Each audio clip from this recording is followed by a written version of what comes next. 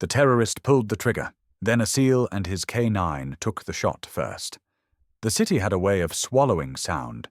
Even the wind seemed to lower its voice as it moved through the broken teeth of Al-Qazia's skyline. Cole Maddox lay prone on a roof of cracked tile and sun-baked tar, cheek welded to his scope, breath measured and quiet. Heat bled up from the concrete long after midnight. Somewhere below, a generator coughed and died.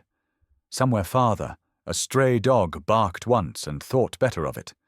Ghost lay parallel to him, a sable shadow pressed into the gravel. The German shepherd's chest rose slow, steady, a metronome tuned to danger. His ears cupped the night, micro-adjusting to the smallest thread of noise. Cole watched him the way he always did before things went loud, reading the muscles under the coat, the tension at the corners of the eyes. A handler learns to see the weather inside his dog. "Falcon, status," Cole whispered, throat mic pinched flat against his skin. "2 sentries east, one dragging a leg. No movement behind the truck line," came the reply, thin with static. "You've got a window, Chief." Cole scanned the factory complex below, an old textile plant split into long bays and narrow alleys, a few rust-blind windows punched out like missing teeth. The target building sat 2 blocks in, a box of poured concrete with a single roll-up door and a smaller steel access. Aid workers were supposed to be inside. Their last transmission had cut off with a shout. Wedge and Doc crouched in the stairwell, silhouettes in broken moonlight. Cole raised 2 fingers, then 1. 2 minutes to move. He reached over and settled his hand at Ghost's withers, a touch equal parts command and prayer. Ghost flicked his eyes toward him, then back to the dark, as if to say, "I know this part." They moved off the roof as one. The stairwell stank of ammonia and heat. In the street they flowed along walls, shadow to shadow. Ghost took lead at Cole's thigh, nose working, paws finding the quiet path. Cole tasted the air, dust, diesel, the dry metal tang of old blood. Then Ghost's head came up, nostrils flaring. He stopped like he'd hit glass. Cole froze behind him. "Talk to me," he breathed. Ghost's tail dropped half an inch. He closed his mouth and breathed through his nose again. Slower this time, sorting.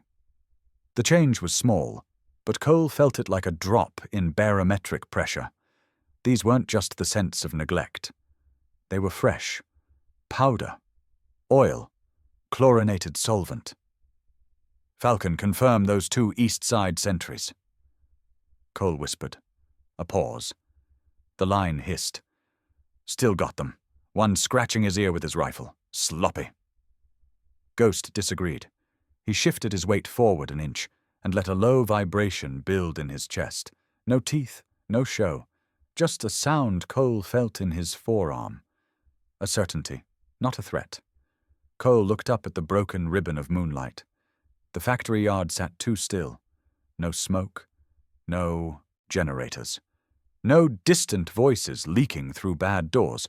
It was a place holding its breath. "Hold," Cole said, and lifted a fist. Wedge halted mid-step. Doc sank against a wall, weapon at high ready. Ghost cut his eyes to the alley mouth on their right. Cole leaned just enough to put a corner of the world in his scope.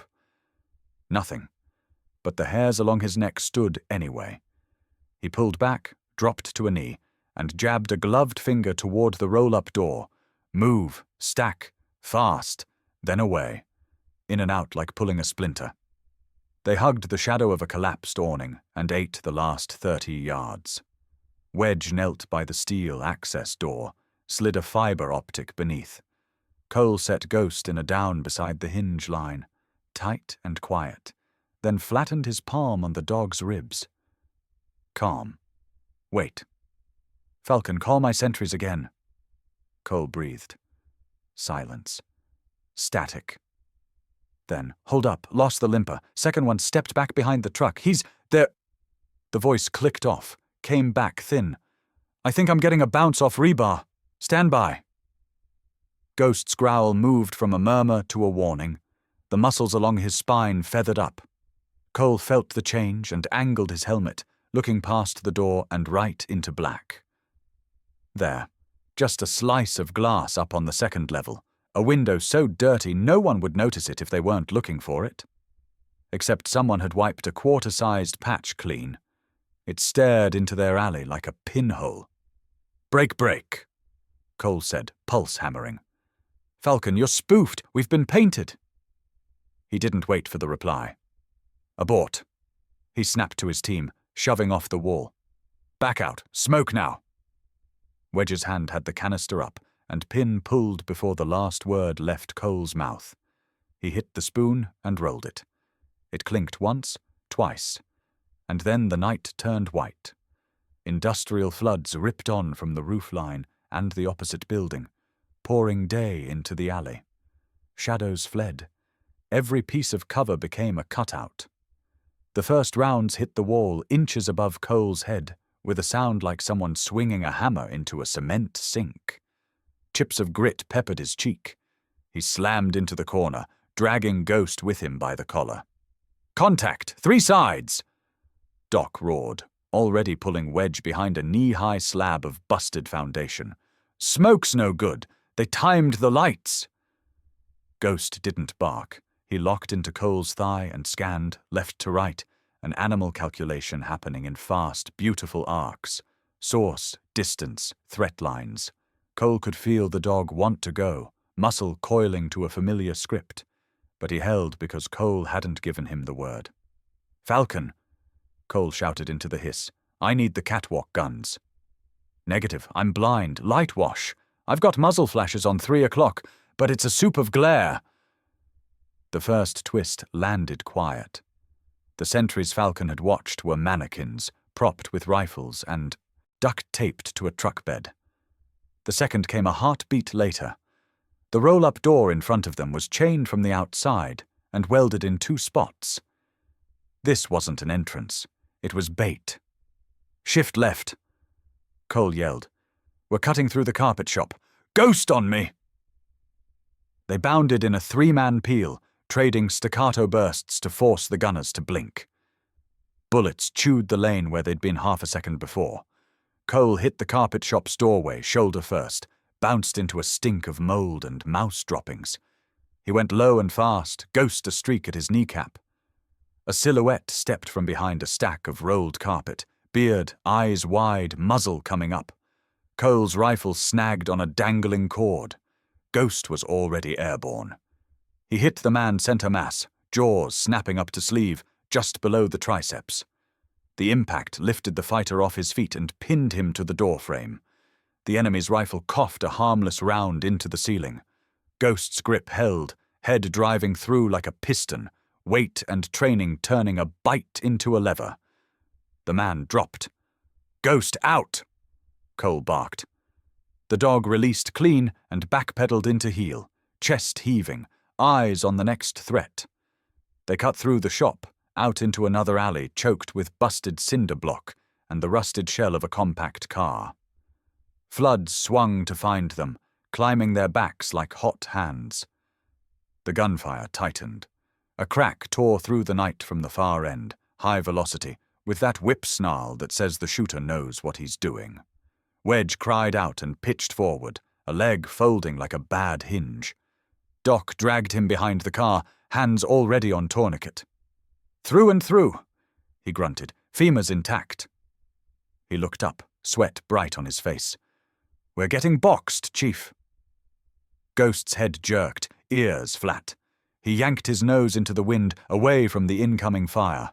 His body went rigid, every muscle turned to glass. Not at the shooters. Behind them. Cole didn't question it. He spun, rifle snapping toward the dark mouth of the carpet shop they'd just exited. Something moved, low, fast, wrong. A second silhouette slid out of the shop's side storage, muzzle already leveled for back shots. Cole's finger started to take up slack, but the angle was bad. Doc and Wedge were in his line. Ghost took the angle for him. He slashed across Cole's knees and cut the distance in 3 strides, driving into the shooter's gun arm at the elbow. Teeth met meat and polymer. The rifle coughed one wild shot that cracked a window 50 feet away, then clattered to the ground. The shooter's forearm bent at a wrong shape. He screamed, kicked, ghost held, then torqued, then came out on command, backing into heel again, breath ripping hot, eyes bright and locked. Cole felt a flash of oxygen in his chest, a second of air. Then the world blew apart. From the roofline above the factory, a new bank of floods detonated into daylight. Something heavy clanged, a steel shutter snapping open, and the alley turned into a letterbox framed by muzzle flash. The first round hit the compact car and punched through the hood, skipping into brick. The second dug into the wall by Doc's head. The third found the gravel at Cole's knee and threw a spray of sparks and stone against his forearm. "Down!" he shouted, rolling over Ghost as he dropped. The dog curled tight under him, not from fear, but to make himself a smaller target, trusting Cole to be the bigger one. On the comm, a voice slid into the firefight, smooth as glass. "Chief Maddox." Cole knew that cadence. Rashid Darwish didn't have to shout to be heard. "Welcome to my yard." Ghost's growl deepened, so low it felt like the alley itself was humming. He stared into the white-washed glare as if he could see through it and mark each heartbeat behind each gun. Cole pressed a palm to the dog's rib cage and found the rhythm. It was steady, ready. "Falcon," Cole said, voice flat, eyes on the geometry that was about to kill them. "If you can hear me, we need the lights gone yesterday." "Working it," came the reply, a whisper trapped in static. "I'm off axis and blinded. Give me a target." Cole didn't have one. All he had was Ghost, the heat on his face, and the knowledge that he'd led men into another trap. He risked a look. In that fraction of a second, the twist that would define the night snapped into place. Across the yard, above the welded roll-up door, a camera lens winked red. Not a cheap CCTV, a broadcast rig. This wasn't just an ambush, it was a stage. "Hold your fire," Cole said, throat gone dry. "They want us shooting." Another floodlight thumped on. The alley disappeared in a haze of white. A voice on a bullhorn floated down from the catwalks. "Drop your weapons," Rashid called, almost bored, "or the doctor inside loses hers." The doctor, Lena Hart. The line wasn't a bluff. It was a hook pulled through Cole's gut. Ghost felt him tense and leaned into his shin, as if to say, "I'm here." Cole looked at the dog, then into the light, and knew the chapter was over before it started. He opened his mouth to call the move that might save them a sliver of ground. The floods flared brighter, blinding. The first full volley hit like a hard rain. Ghost's bark cut the white, one sharp, furious crack of sound. And then the night fell apart. The alley was a white tunnel of heat and sound. Floodlights burned the pupils flat. Rounds carved the air into ribbons. Cole Maddox moved on training, and a thin thread of instinct, one hand on his rifle, the other on Ghost's collar, steering the dog through shattered doorways and blown-out rooms where paint curled like dead skin. "Falcon, I need a cut in these lights." His voice was level, the way a voice is level inside a storm. "Still blind. I'm working an angle," the sniper said. Thinner now, farther away than a few. Rooftops. Doc cinched a tourniquet high on Wedge's thigh and slapped his cheek once. "You're staying with me." Ghost leaned into Cole's leg, scanning left, right, left. The dog's chest thrummed. His nose kept flaring on something fresh and metallic that didn't belong to the building. It was in the dust. It was on the door handles. Powder, solvent, a place painted for the kill. Cole blinked grit from his eyes and saw Fallujah. It never announced itself. It just arrived, like a shadow sliding across a wall. Same heat, same light, same sense that the world had gotten very simple and very cruel. A courtyard. A call he made on a radio with a dying battery. One bad door. Two men who trusted him more than they trusted their luck. He had sent them through, and then the floor had moved, and the blast had reached inside his chest and pulled his name out of him. He tasted copper and climbed back to the present on the sound of ghosts breathing. "On me," he said, and they cut left through a tailor shop where mannequins lay beheaded in the glass. From the street came a new sound, small and sharp, not a rifle, a camera iris snapping open. The stage was set. Rashid wanted a show. Ghost's head jerked. He boomed a single bark that cracked the glare. Cole pivoted with him. A fighter peeled from the far doorway, barrel already lifting. Ghost went high and hit at the elbow. The gun skittered. Cole put two in the chest and one in the floor to make sure the man stayed there. Ghost backed off clean on command, eyes bright, tongue barely out, as if to say, "We are not done." "Move," Cole said, through the office. They ran through a narrow hall papered with faded calendars and into an office lined with metal files. The floodlights swung late, scraping their heels. Wedge hobbled with Doc's shoulder under his ribs, cursing in a rhythm. Ghost loped, head low, ears working independently, finding lanes through broken desks. That was when the room changed. He smelled it first, not powder, not oil. The dog's nose found cordite hanging too fresh, too high. He looked up, not ahead, and his growl became a warning that carried a word inside it. Above. Cole didn't think. He reached for a weight that wasn't there, a ceiling fan that had been ripped out, the hole now a black mouth in the plenum. A coil of wire hung down like a dead vine. A metal cylinder sat in that mouth, fat and ugly. The pin was already out. "Down," he said. Not a shout. A verdict. Ghost tore sideways and hit Cole in the hips, a body check with clear intent. Cole folded behind a file cabinet as the cylinder dropped and bloomed. The blast didn't throw fire. It threw pressure and steel. A dozen little fists punched the room at once. A steel tooth raked Cole's forearm. Another stitched a line across the cabinet. A third slammed into Ghost. The sound Ghost made wasn't loud. It was high and quick, cut off at the edges. He gathered himself anyway, legs splayed for balance, teeth bared at the ceiling as if daring the building to try again. He put weight on the rear leg, and his paw slid an inch in its own blood. Cole's body wanted to split in two, half of him to the dog, half of him to the men he had brought into this.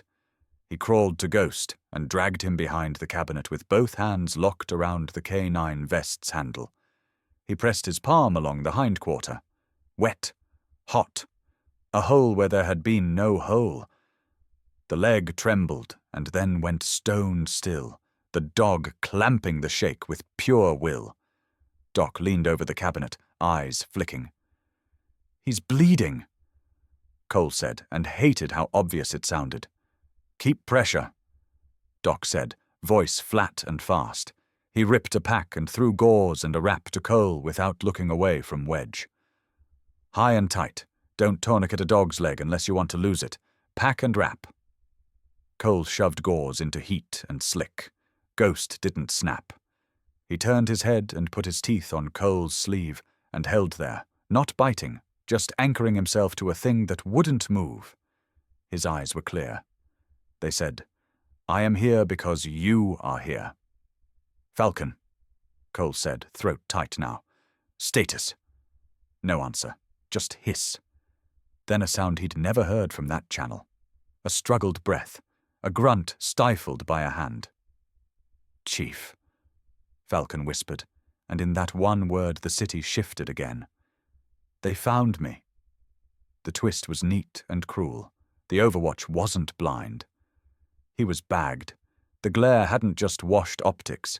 It had walked men with soft feet up a stair behind a different building and into a nest built of good angles and old confidence. The net wasn't a yard wide. It was the whole block. Ghost's ears flicked at Falcon's voice and then cut back forward. The dog pushed to his elbows. His bad leg dragged. He tried to stand. Cole palmed his chest. "No, you stay with me." Footsteps pounded the hall. Metal on concrete.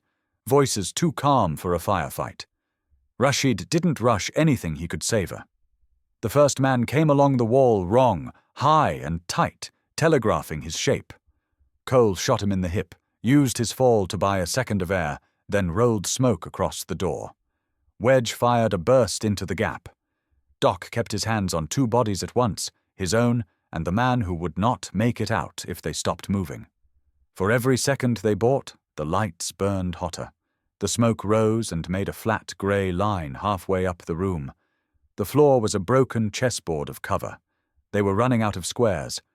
Ghost shifted his head and placed it against Cole's shin with a deliberate weight. It was the same pressure he used on scent tracks when he wanted to steer a handler toward truth. He pressed again, a fraction harder, toward the right wall where a file cabinet sat askew. Cole had written that cabinet off as worthless. Ghost hadn't. Cole shoved it with his shoulder. It scraped and gave up a dark gap where the baseboard should have been. A service crawl. He ducked his face to it and breathed rust, damp mortar, the cool earth smell of spaces buildings forget. "Hole," he said. "We have a hole." They didn't get to use it. The floodlights cut once, twice, then slammed back harder. A hum hit the room a split second before he felt the air move. Heavy boot falls. The doorway filled with bodies and rifles, and a steel shield painted the color of old rain. The front man took the first volley across that shield, absorbed it, and stepped into the muzzle flashes without blinking. A baton came around and hit Cole in the collarbone with a simple, professional cruelty that had nothing to do with anger. The arm went numb to the fingertips. Another man kicked the file cabinet gap shut with his heel, like a bartender closing a register. Ghost surged up on his good legs and hit the shield head first. The steel rang. The man behind it rocked and recovered and drove the shield down, pinning the dog's chest for a heartbeat. A shotgun's racked shell snapped like a vertebra. The muzzle dropped toward Ghost's skull. Cole lunged without an arm, all shoulder and teeth. His body hit the shield with the sound of a car door closing. The shotgun bucked. The slug tore a trench across the floor so close it took the paint off Ghost's vest. Then the butt of a rifle came across the back of Cole's head and turned the office into a smear of light. The next thing was drip, then iron, then pain set to a metronome. Cole came back to a dark that tasted of old water and fear. His wrists buzzed with trapped blood where ties cut skin. His tongue tasted rust. The stone under his cheek crackled when he breathed. Doc's silhouette was a block against a wall. Wedge's leg was wrapped with something that had once been white. A line of civilians hunched along the far side, faces turned inward. And Ghost. The dog lay near an iron ring set in the wall. A short chain looped through the vest's rear handle. A canvas muzzle was cinched so tight it pulled the fur flat along his snout. His hind leg was wrapped in a strip of filthy cloth that had already gone dark. He was breathing shallow and even, a soldier's rest, conserving heat and heartbeats. When Cole turned his head, Ghost lifted his eyes. They were angry, yes, but not wild. They said, "You are late, but you are here." Cole swallowed the bile in his throat.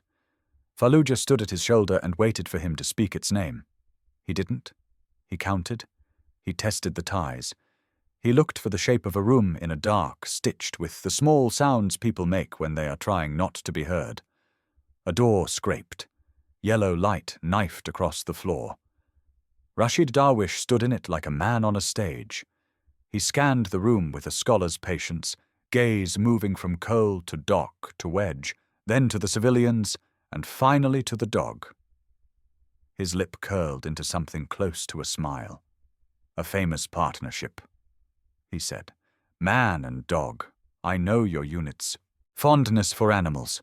I studied it. The dog is the edge, yes. The dog is the heart." He stepped to Ghost and crouched just outside range of the chain as if he respected the geometry. Ghost didn't lunge. He didn't waste breath. He held still and watched. Rashid tapped the muzzle with a knuckle and stood. "Do not worry. I will not kill him here. He is useful. On camera, a wounded animal moves people in a way a wounded man cannot." He looked back at Cole, pleased with his own thesis. "Chief Maddox," he said, as if they were in a conference hall. "You have seen this before. You know how it goes." Rashid left the way he entered, leaving the light behind like a threat. The bar fell into its brackets on the other side of the door. The room returned to its soft black. Someone in the civilian line cried without sound, and then swallowed it. Cole rolled to his side until he faced Ghost. The dog shifted his head an inch. His tail moved once and hit stone. The small sound landed in Cole's chest and broke something open. He had been wrong at Fallujah. He had given a command that cost 2 lives and left him carrying their weight until his spine bent. A dog had walked into his life and put his nose on Cole's palm and said, without language, "Stand up. Put your feet where mine are. Smell the way out." Now the dog wore a chain and a muzzle and a strip of cloth doing a bad job of being a bandage. And Cole was back on a floor, listening to drip and counting breaths, feeling failure move into the room like a man pulling up a chair. He took a breath. Another. He waited for the panic to show him its teeth. It did not. Ghost watched him and did not blink. The dog's presence pulled the edges of the room back into the right shapes. Not safe, not good, just true. From the civilian line, a woman moved. She had tied her hair up with a strip of her own shirt. Her hands were steady, even in the yellow light's wake. She tore another strip of fabric and knotted it around an older woman's arm. Then she turned her head and found Cole across the dark. Dr. Lena Hart didn't say a word. She didn't need to. The look she sent across the stone was the opposite of pity. It was a ledger. "I saw your dog. I saw what he is. I saw what you are to him." Cole nodded once. Small. Enough. A scrape by the door. Not the heavy bar. Something lighter. A different set of feet. They stopped just inside the threshold. The smell changed. Not Ox's sweat. Something else. Soap. Tobacco. Young. A voice dropped low enough that it was barely a voice. "Don't make noise," it said in halting English. "Midnight. The pipe that leaks. Behind the sacks." The feet left. The stink of the heavier guard rolled in on their place a minute later. A ladle clanged in a bucket. Tin cups scraped. The routine arrived to make the cell feel like a day could pass here. Doc breathed into the floor. "We have a leak," he said. Cole let air out slow. Twist inside a twist. Not all feet served the same master. Or maybe they did and were tired of it. Either way, it was a line on the map inside his head. He looked at Ghost. The dog flexed his toes against stone and set his jaw around the tight strap like a man tightens a belt. "You pulled me once," Cole whispered. "Do it again." The old wound from Fallujah didn't close. It didn't vanish. It stayed, as it always would, but it slid to the back row. In the front were the things that could still be moved. A pipe that leaked, a wall that had learned to crumble, a soldier who had learned to listen to a dog ahead of his own fear. The cell woke and slept without a clock. Time was measured in boots at the door and the scrape of a wooden bar. The first time the heavy guard came, he brought a bucket and a burlap sack. He didn't speak. He threw the sack down, sloshed the bucket into a rusted basin, and let the door fall shut. Bread like rock, water that smelled of pipes.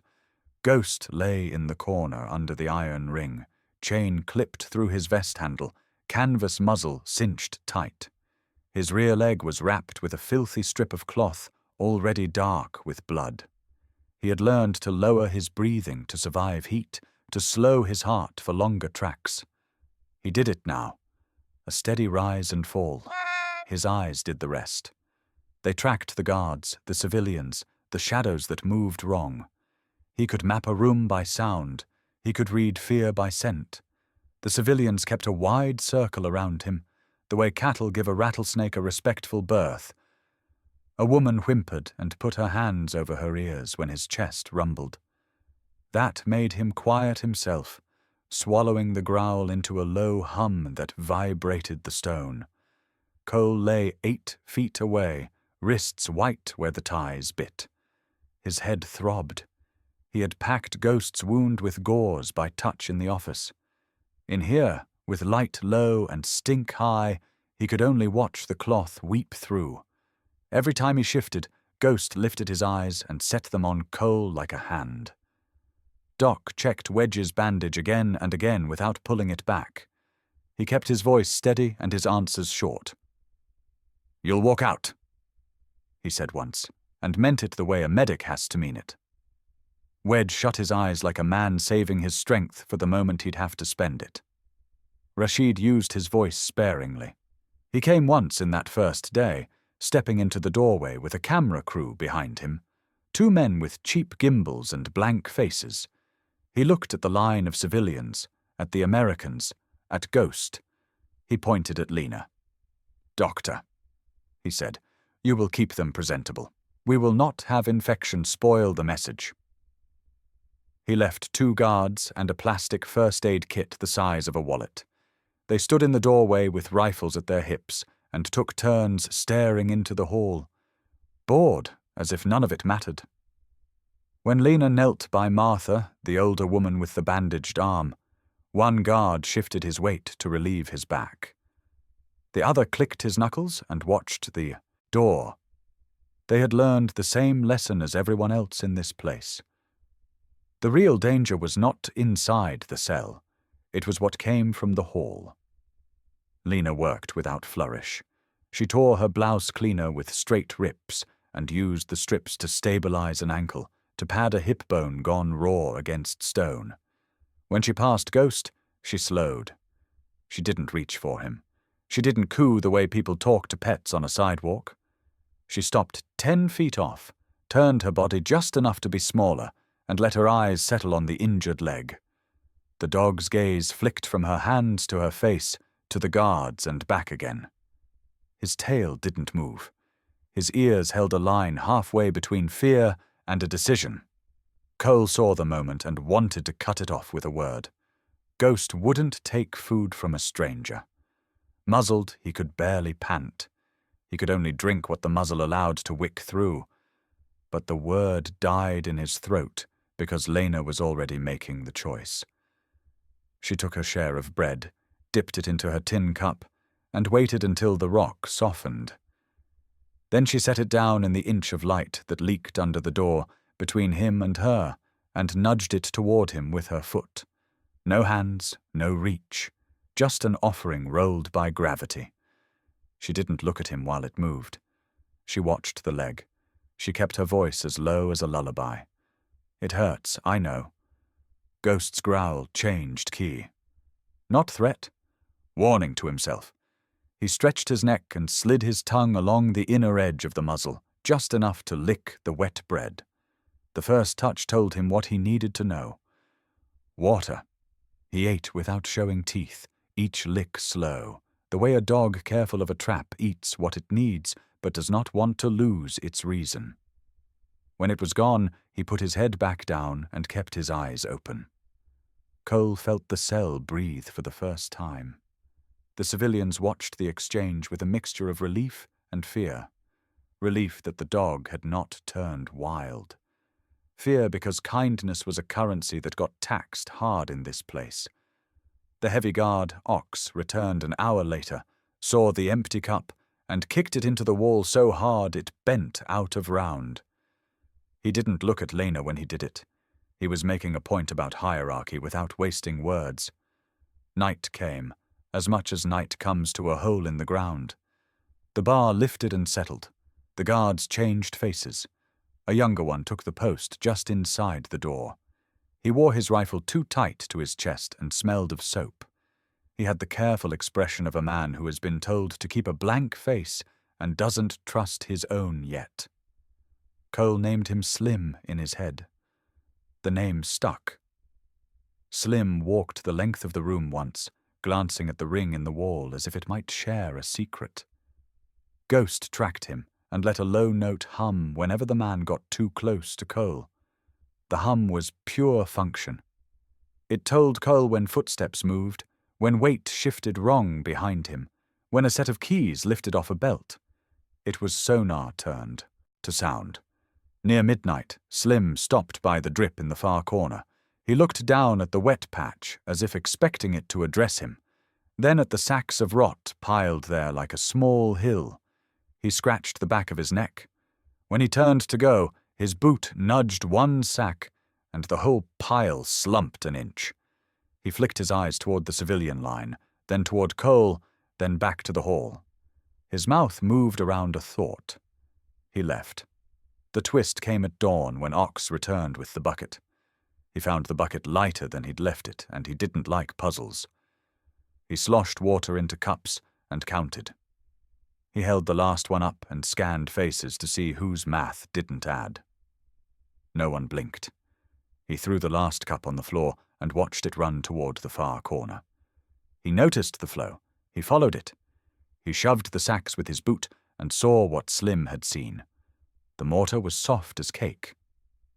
Ox kicked the sacks back into place and ground them down with his heel until the wet stopped showing. He turned to the room and smiled with his teeth, the way a man does when he wants you to know he saw your thought arrive and leave. Ghost had been watching Ox's wrist the entire time, not his face. The keys on the belt hung in a loop of wire threaded through a ring. On the key ring was a cinema of scents, oil, metal polish, the clothing of every room those keys had visited. He filed each smell alongside each sound. He held them there for later like a hunter holding a line in his mouth while he ties a knot with his hands. Lena moved again midday. She asked the guards for cleaner water. They ignored her. She asked for a rag, not soaked in old blood. Ox took his time deciding if the question offended him enough to punish. He chose boredom instead and stared at the wall.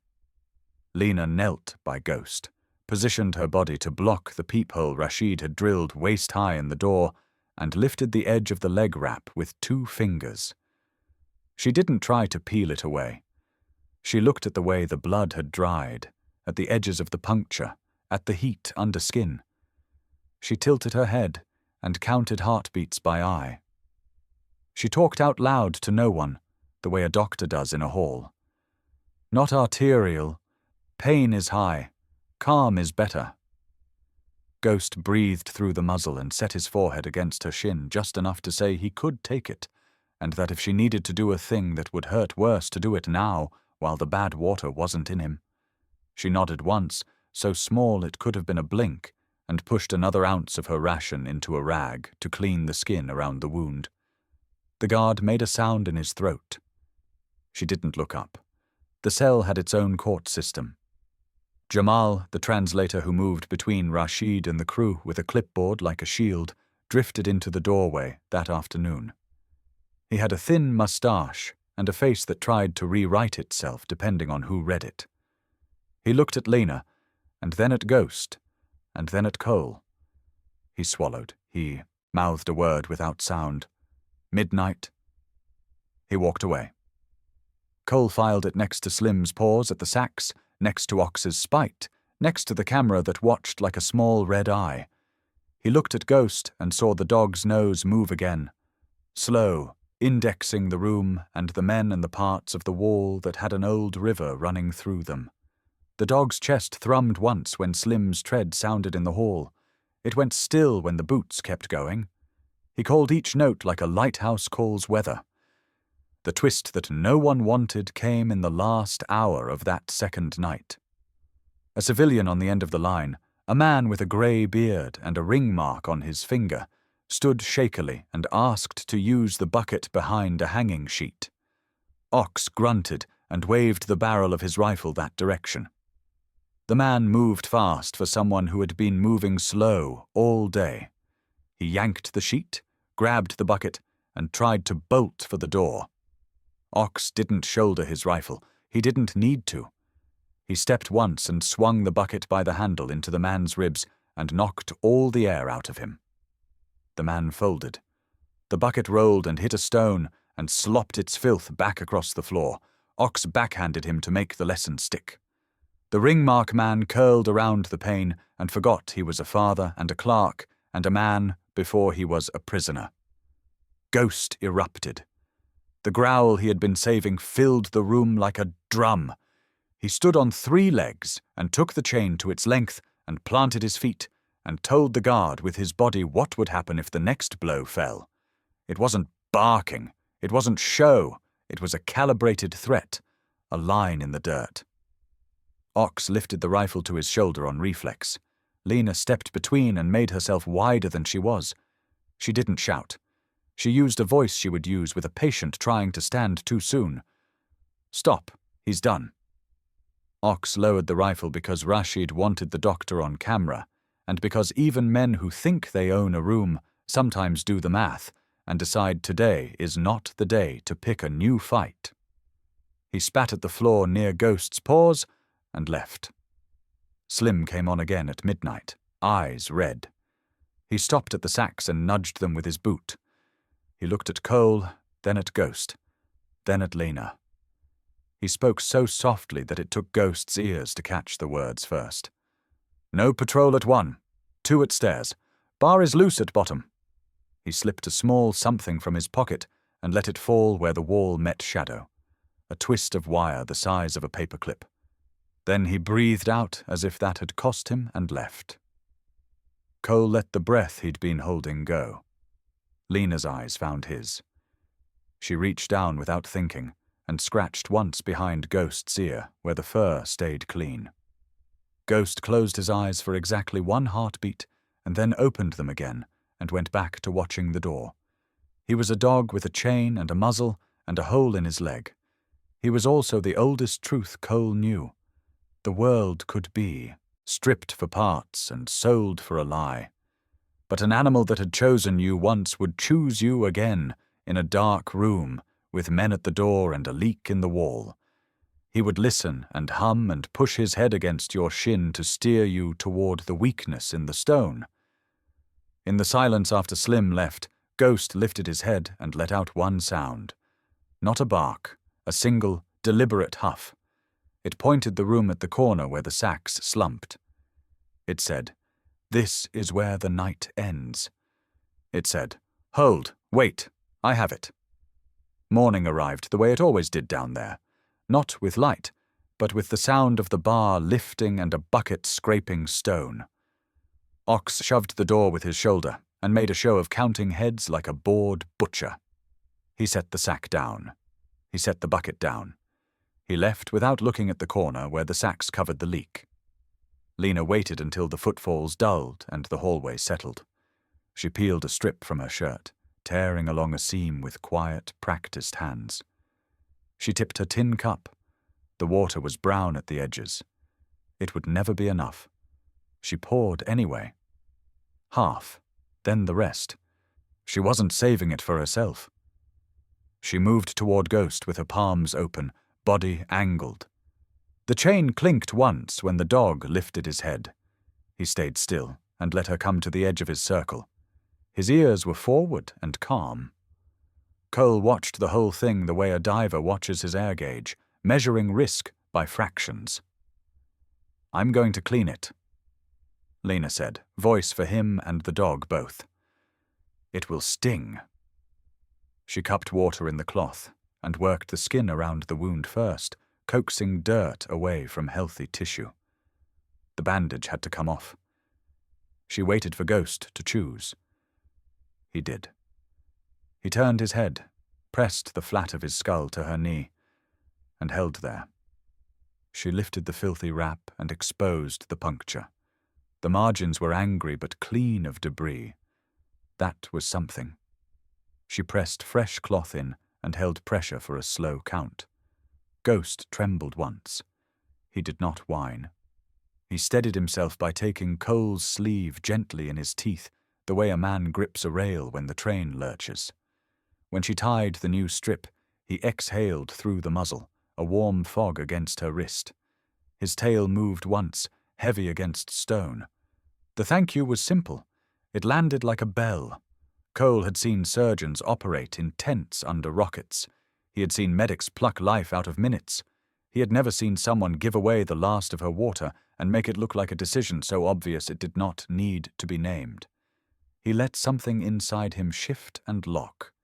This was the third point in a triangle he trusted. The dog, the woman, the work. Lena didn't get up. She stayed kneeling and used the movement to cover what her eyes were doing. She tracked the door. She tracked the grate. She tracked the leak. She let her gaze drift without landing hard enough to draw notice. The camera lens in the door's peephole was new, a green cast, ringed the glass. You could barely see it unless you were at this exact height. "Your guard at midnight," she whispered, barely moving her mouth. "He favors his right knee." "Slim," Cole murmured. "He's the only one who breathes like he's still human." "Then he's the one we'll use," she said. At the civilian line, Jamal slid in with a clipboard. He called out names for a headshot pass. 2 men with gimbals pushed phones through the door and filmed faces like market produce. Jamal called a woman second, then a man third, then a boy. He was doing Rashid's order, not his own. But Lena watched the way his thumb rubbed the paper's edge when he said the boy's name. There was a tremor there, barely a tremor. She filed it. When Jamal moved on, another man from the civilians stood. He was neat in a way that didn't match his fear. He kept touching the breast pocket of his shirt, the way photographers touch a lens cap by habit. He had claimed to be a teacher. The ink under his nails said yes. The square impression on the shirt said otherwise. Cole saw it at the same moment Lena did. Embedded crew. Rashid's eyes inside the line of victims. That was the twist they needed. Not all cameras were on the wall. Lena shifted to hide Ghost from the embedded man's lens. She lifted her chin at Cole. Later. The word carried across the room without sound. Slim took the evening watch. His eyes were more tired than the night before. He paced once, then stopped where the drip had been forced back behind the sacks. He scratched his jaw. He looked at Lena. "Doctor," he said softly, as if trying the title to see how it fit. Then he looked at Ghost and at Cole. He touched the ring of keys without meaning to, and flinched like a man who had stepped on a thought, too hot for his own feet. Lina stood and crossed to the older woman, Martha. She changed her bandage with the eye roll of a nurse, who has been doing this longer than men with rifles have been playing soldier.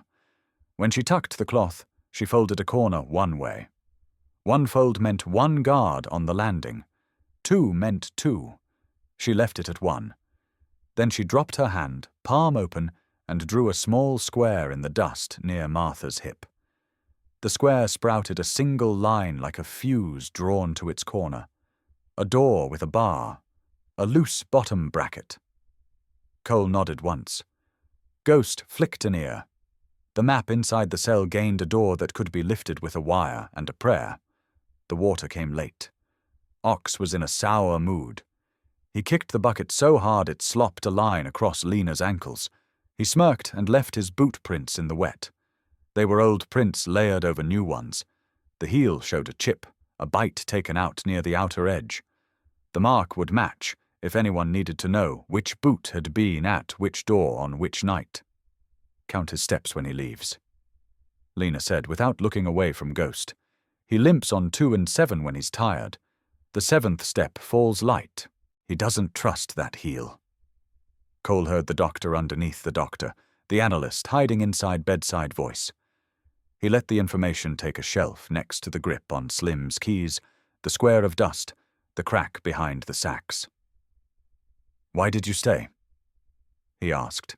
"Because silence gets heavy and sometimes truth is a way to cut it open." "I stayed in Raqqa when the bridges fell," Lena said. This is not new, and he is not a weapon to me. She tipped her chin toward Ghost. He's a patient. Ghost shifted his weight and pushed his muzzle against Lena's wrist, asking for pressure where the ache pooled. She gave it. The dog's eyes slid half-closed. He let her do the work the way he let Cole take point in a stacked hallway. Trust is not a speech. It's a small surrender repeated until it becomes a way of living. Night grew again. The bar lifted. The bar fell. When Slim returned at midnight, he paused in the doorway. He breathed in. He breathed out. He set the tin cup down by the wall instead of handing it off. The cup rolled and tapped the baseboard. He didn't stop it with his boot. He let it go where it wanted to go. The cup found the soft mortar and settled with a small, satisfied sound. He kept walking.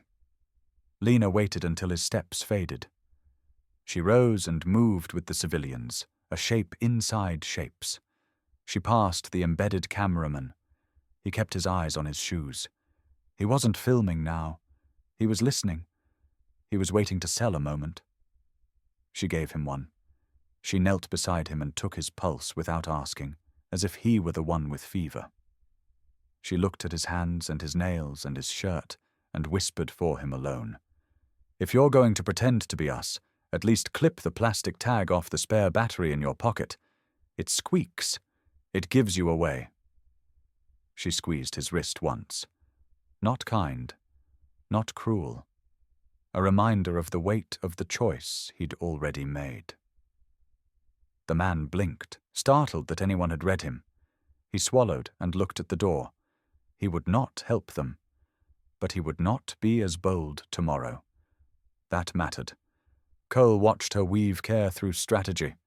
He felt the line between them pulled tight, the way a rope does when two climbers move on opposite face holds towards the same ledge. Ghost watched them both. His ears tracked the hall. His chest thrummed a single beat each time weight changed outside the door. First light, Cole said. We make the hole. Slow. Quiet. We don't push more than we can hide. Lena nodded. We'll need to know where the hallway bends and how many steps to the stair. 11 to the bend, Doc said from the floor, eyes open like he'd been awake all along. 13 to the stair. 1 squeaks. Which step? Lena asked. 9, Doc said, because a medic counts everything. Slim came back once more before dawn. He stopped at the sacks. He looked at the wire he'd dropped the night before, and then at Cole's hands, tied and still. He shook his head at his own risk and moved on. The last thing he did before he left his shift was touch the bottom bracket of the door with his boot and lift it a fraction, like a man testing the last tooth on a loose hinge. The room held its breath. Ghost released his.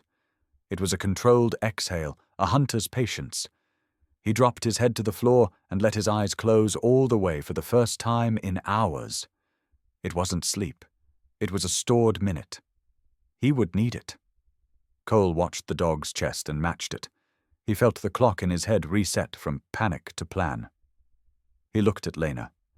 She looked back with a steadiness that had room for fear and refused to be owned by it. They had a leak. They had a wire. They had a guard willing to pretend he hadn't seen a cup roll where cups did not roll.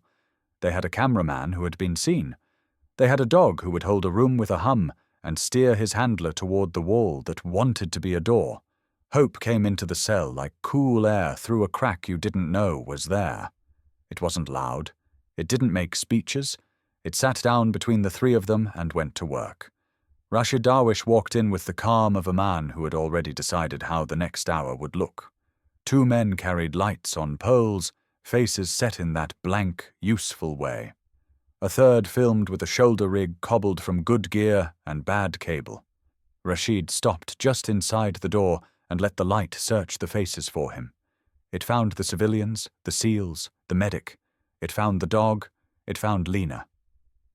The doctor, he said, pleased he had named the note before the orchestra played it.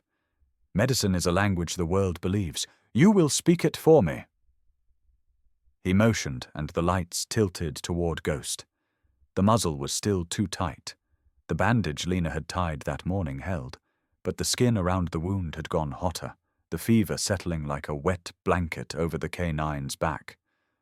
Ghost's breaths stayed even because he had learned to make them so, but his eyes had to fight to keep their edge. He lifted his head when Rashid stepped closer and held the man in his stare the way he would hold a threat at a doorway. Even sick, he radiated a simple truth. You will not cross my line and walk away the same. Rashid crouched just outside the chain's reach. He watched the dog the way a collector looks at a rare coin. See? He told the lens, even your soldier's animal knows who owns the room. He knows you're a man who needs a camera to feel tall. Lena said, not loud, not soft, just true. Rashid's eyes flicked to her. He smiled with only half his mouth, as if he appreciated a clean line even when it cut him. Stand, he said to a guard. Bring her, and bring the water. Ox grabbed Lena by the elbow and pulled her to the center of the cell. Rashid held the bottle up like a prop. Doctor, he said, care for your dog. He's not my dog, she answered, and cut a glance at Cole. He's his partner. I'm his doctor. Rashid liked the rhythm of that. He tossed her the bottle. She caught it one-handed and knelt. She twisted the cap and poured into her palm, careful not to spill a drop. The first wet touched Ghost's flank, cool as mercy. He sighed through the muzzle and leaned weight against her shin. When she slid 2 fingers under the bandage to feel for heat and swelling, he steadied himself again by taking 1 tooth of the canvas strap in his lips. The camera caught it. The lens ate it whole. Rashid's work was done. Again tomorrow, he said, and left, taking the lights and the false day with him. When the door shut, the silence that followed wasn't relief. It was heavier. Performances leave residue. The civilians shifted. Wedge's jaw worked against pain he had been rationing. Doc slid to him and checked capillary refill with a thumb and counted under his breath. Cole used the stone to sit up straighter. The motion clawed at his shoulder like a hooked nail. The fracture he'd tried to ignore since the office now lit with a deeper fire, the bruise flushing purple under the dust. He eased his breathing down to match Ghost's and let the pain take the edges, not the center. You're burning, he said to Ghost, an observation and a confession. Lena rinsed her rag in what was left of the bottle and wrung it nearly dry so the filth would not steal the water. She pressed the cloth to Ghost's groin where big vessels run, a trick to draw heat down. The dog closed his eyes, not in surrender, but in trust. He tilted his head to put his ear against Cole's boot. The touch steadied both of them. The next hours stacked. Slim came on and set the cup down by the baseboard again, a small act disguised as clumsiness. His eyes slid to Lena's hands, to Cole's shoulder, to the dog's leg. No patrol at 1. He breathed, then louder, for the room. No noise, and walked the hall. The embedded cameraman from the civilian line edged closer on the pretext of shifting his weight. Lena pivoted so her back cut his angle on Ghost. She said nothing. The man stared at the wall and tried to look like a teacher again. Jamal appeared in the doorway at dusk with a paper for Rashid and a pen too expensive for a place like this. He called out 2 names and mispronounced the second on purpose. He was stalling. Cole watched him the way he'd watched the leak, looking for the pinhole where a choice could slide through. Jamal turned to go and hesitated. He looked at Lena as if trying to locate a version of himself he had misplaced. He looked at the dog the way a boy looks at a cliff and decides he will jump because the world is small and he is not. He stepped forward, tripped on nothing, muttered to cover it, and dropped his pen. It clattered, skittered, and tapped the threshold. He bent, palmed something flat from his sleeve, and let it slide under the pen as he picked it up. Then he left so fast he did not hear the small breath Lena let out. Cole didn't move, He couldn't, not with Ox still in the hallway and the lens still hot behind the door. Lena didn't look at the threshold. She looked at Doc. "Can you check the boy's ankle?" she asked for Rashid's copy. The left. Doc crawled on his elbows past the door and dragged the side of his hand along the threshold as he went. When he reached the boy, he nodded solemnly, the way a medic does to calm a room. On the way back, his palm caught the thing Jamal had left. He hid it under his sleeve and pushed past Cole, then let his arm hang in a way that allowed the object to slide against Cole's fingers. Cold metal, teeth and a bow. An old key, heavier than it needed to be, the kind used on doors built before anyone thought to weigh a hinge. Ox came in with the sack and the bucket like a man who enjoys a part for the way it lets him rehearse power. He counted heads again and miscounted on purpose. He sloshed water like contempt. Ghost lifted his head and held the guard in his eyes without sound. Ox looked away first, not because he was afraid, but because looking into a stare like that is work, and he was lazy. When the door shut, Cole rolled the key under his palm until he could hide it in the cuff of his sleeve. It bit skin in a way that felt more alive than the pain in his shoulder. He looked at Lena. She looked at Jamal's absence. The line between them tightened again. Not rescue, not yet, but a handhold scraped out of a wall with patience. Why would he help?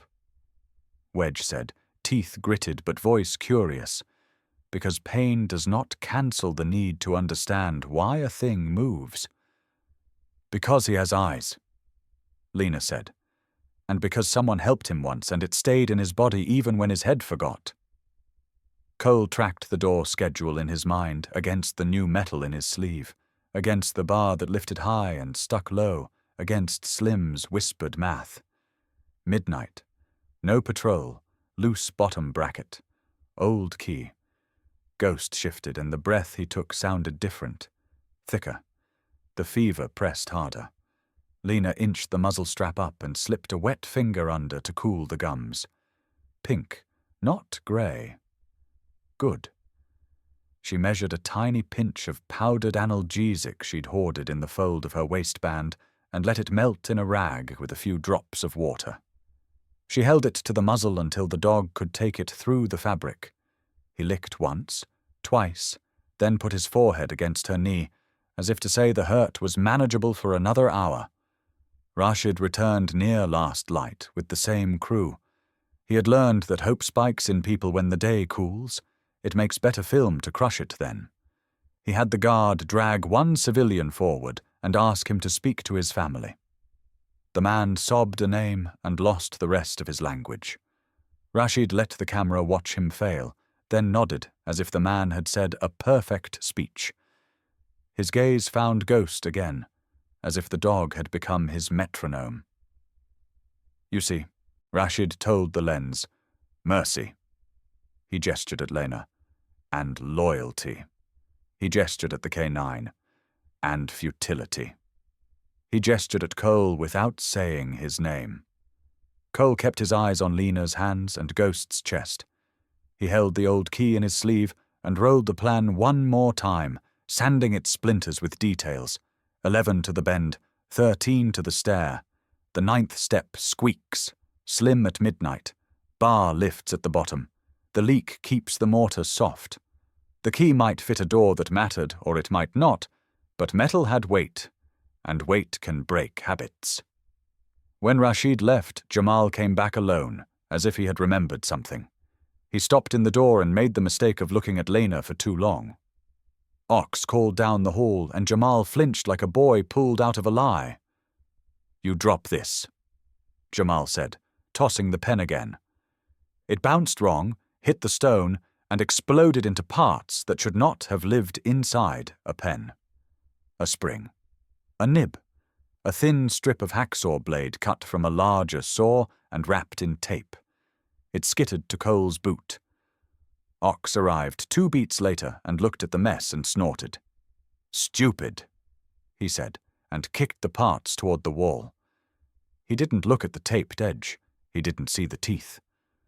Slim relieved him at midnight with eyes that said he had not been sleeping. He stood at the door and ran a finger under the bottom bracket and lifted it the same fraction as before. He looked at the floor where the pen had exploded, and then at Cole's cuff, and then past him like a man finishing the sum and choosing not to say the answer out loud. Lena slid to Ghost and checked the wrap again. The heat had plateaued. The analgesic had taken the sharp off. The dog's eyes were clearer. He shifted forward on his elbows, put his chin on Cole's boot, and hummed one small note. It vibrated up through bone and into Cole's shoulder like a tuning fork. Danger had deepened. So had the map. A leader who believed his own script. A guard who bent low brackets and pretended not to notice rolling cups. A translator whose hand shook when he slipped an old key under a pen. A doctor who gave away water as if it were as common as breath. A dog who, fevered and chained, still drew a line around his handler and held it with a look. Cole flexed his fingers inside the tie until the key pricked skin again. The pain was clean. It told him where the edge was. "Soon," he said under his breath, and Ghost's tail tapped the stone once in answer. The digging was a soundless religion. Wedge worked the taped hacksaw blade in a tiny arc, loosening mortar the leak had softened for years. Doc caught the crumbling grit in a strip of shirt so it would not show on the floor. Lena kept her body between Ghost and the peephole, one hand resting on the dog's shoulder so he could anchor against pain.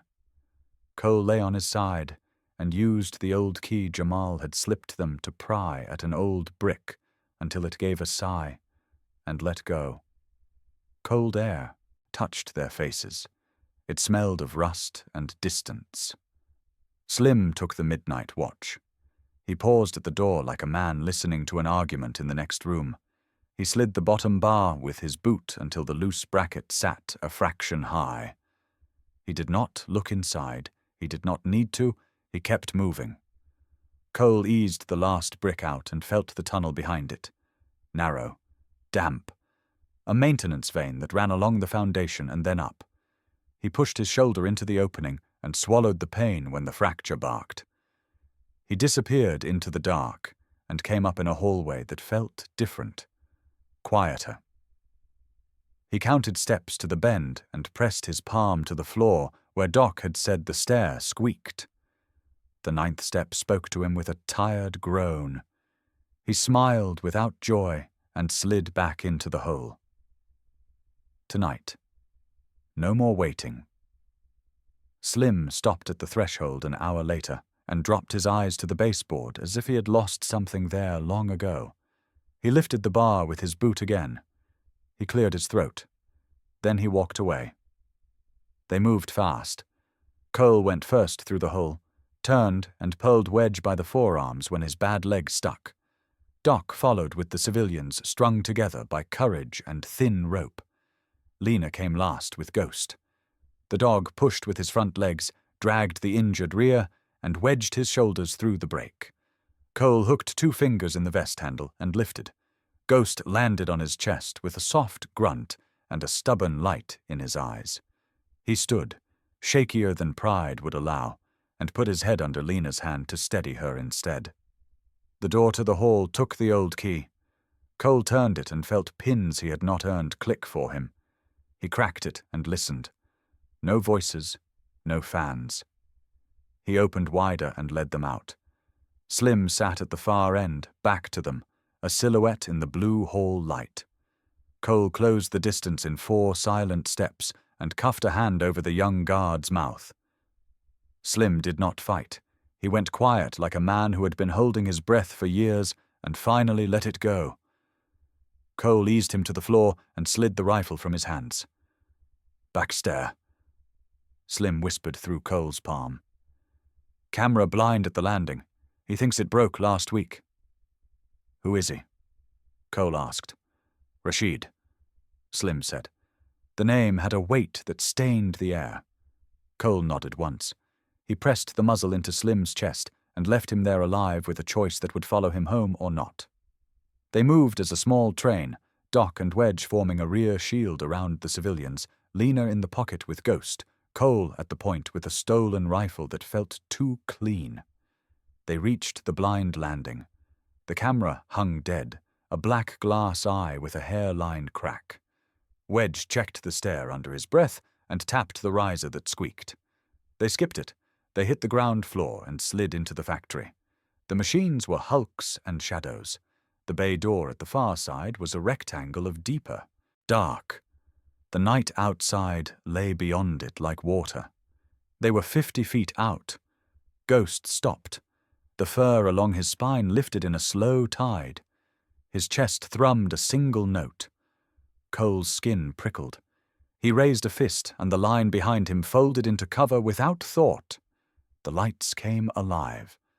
Floodlight poured down from the catwalks and burned away the shadows. The crack of rifles snapped the air. Sparks leapt from steel.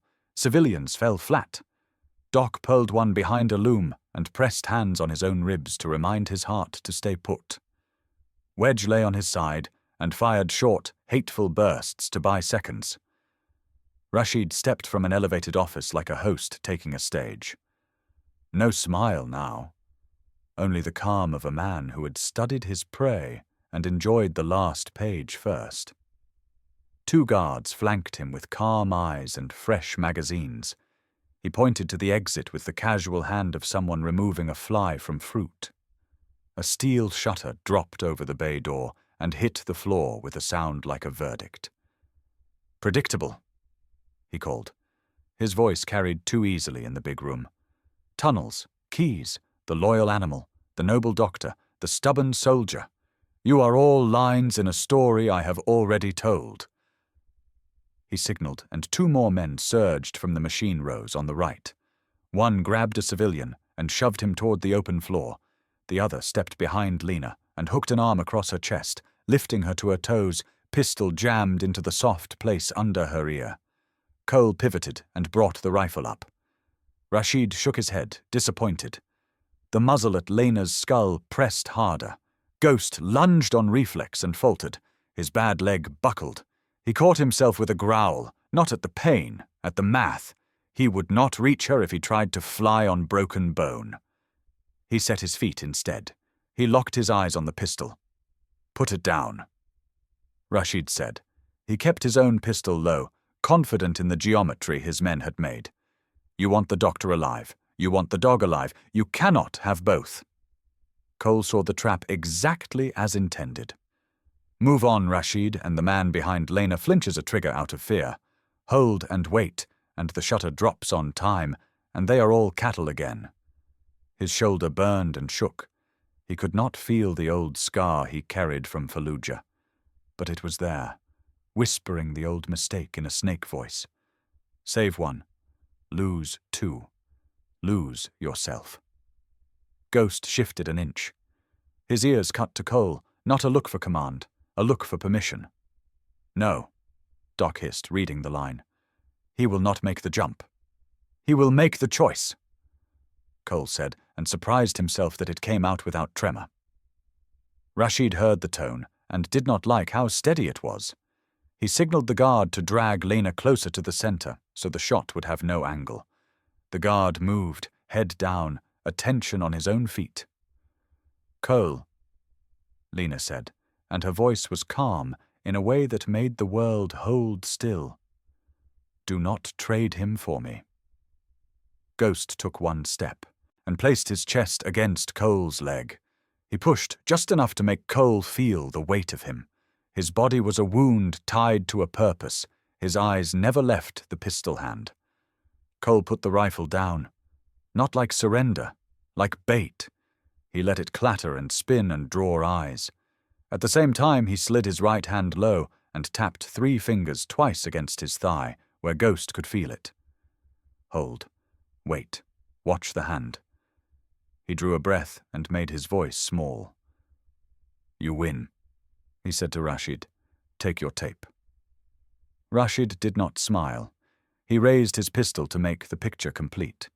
He liked conclusions. He liked proof. He liked to show the world that men like Cole would kneel. Cole lifted his hands slow. He let his left shoulder sag as if the weight had finally taken it. He let his knees bend. He let his eyes go to the floor. It gave the men up high the courage to lean out of their cover for a better view. It made the guard at Lena's back relax his fingers just enough to ease the trigger. He thought the moment had softened. He thought the scene had set. Cole snapped his eyes to the pistol hand and barked a single word that was not a word to anyone else. It was the first command he had ever taught Ghost. Now. The dog moved, not a leap, not a show. A low, brutal line, all front power, a cut across the floor that ate distance the way fire eats air. He went under the muzzle. He went through the guard's legs with a shoulder slam that stole balance and twisted the pelvis. His jaws closed not on flesh, but on metal and bone together. The pistol hand vanished into his mouth, and the world broke open. The shot went wild. It chewed harmlessly at the concrete. Lena dropped to her knees, rolling with the fall, hands over her head, then pushing off the floor into a crawl behind a machine foot. Doc grabbed her by the collar and yanked her behind cover while blood brightened his shirt from someone else's wound. Wedge swept the catwalk with a bitter grin and 2 short bursts that pinned one gunman in place. Rashid jerked his pistol up and fired at Ghost. Cole was already moving. He hit the floor chest first and slid, fingers finding the rifle he had dropped, left arm screaming. He came up on his right elbow. He never looked at Rashid's face. He looked at the weapon. He fired once and watched the slide lock back. Rashid's pistol died in his hands with the surprise of a final breath. Above them, a single hard crack answered from outside the building. It was a sound not born in this room. It had traveled a long, straight line from a dark ridge where a man with a scope waited for a picture to make sense. The crack arrived and took the catwalk shooter clean out of the scene. The second man froze. Then he dropped his rifle and chose a different future. Ghost held the guard's wrist and felt the fight leave it. He did not shred. He clamped and drove the man backward until the pistol clattered and slid. He let go and pivoted on 3 legs and posted in front of Lena with his body a wall. His muzzle was gone, but the habit of restraint lived under his teeth. Rashid reached for a knife on his belt and then stopped. Jamal stood at the edge of the office door with a camera still in his hands. The lens was pointed at Rashid. It was not on. It did not need to be. "Do you want this on the tape?" Jamal asked. He looked 3 inches shorter than he had in the doorway yesterday.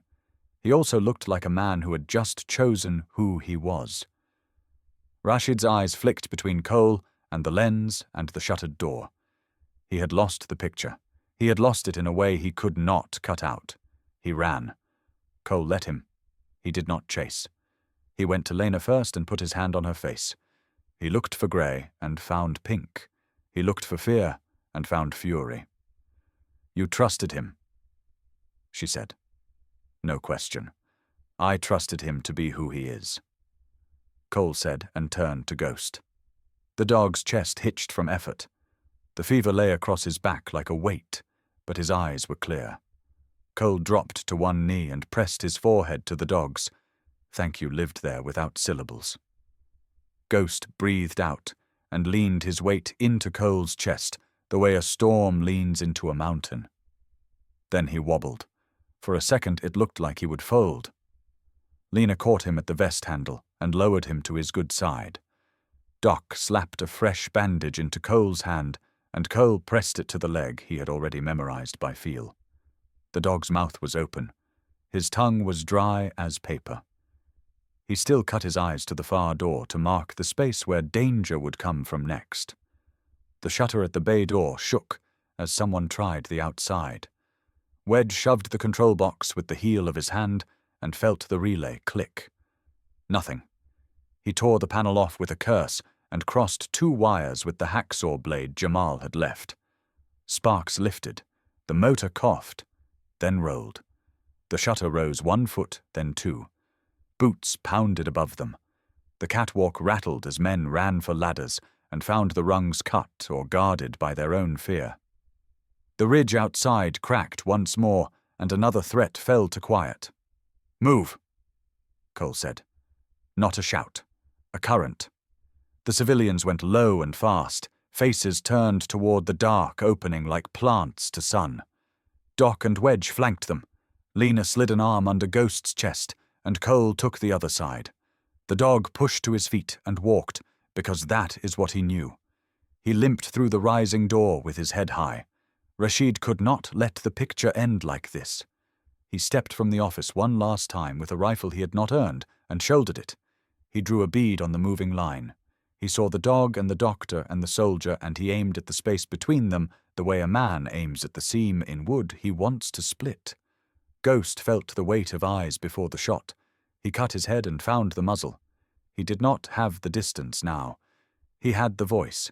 He lifted his chest and gave a bark that was not loud, but was built from every moment he had watched a hand that held a weapon.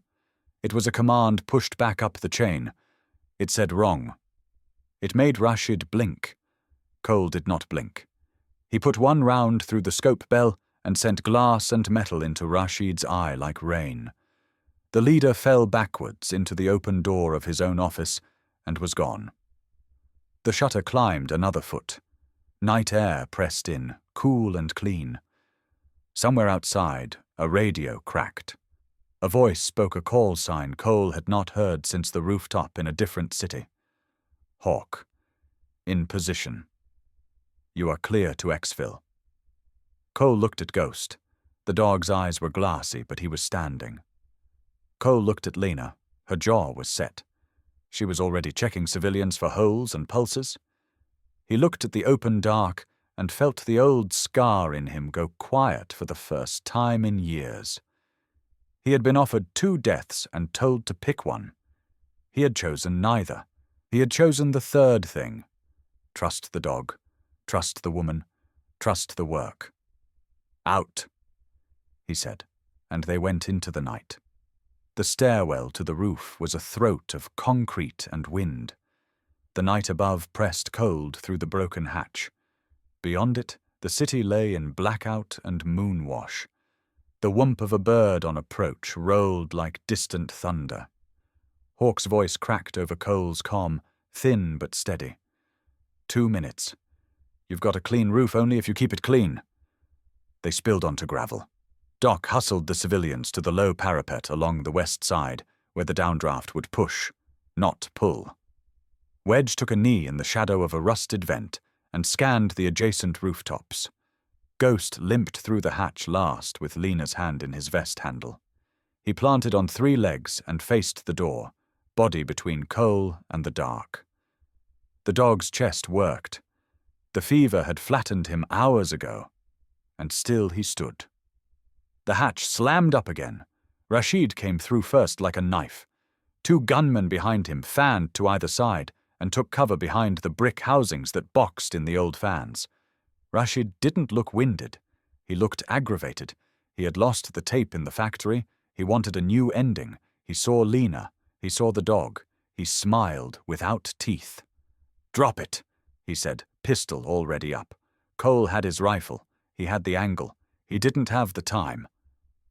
Rashid moved fast and clean, stepping across gravel, closing the space.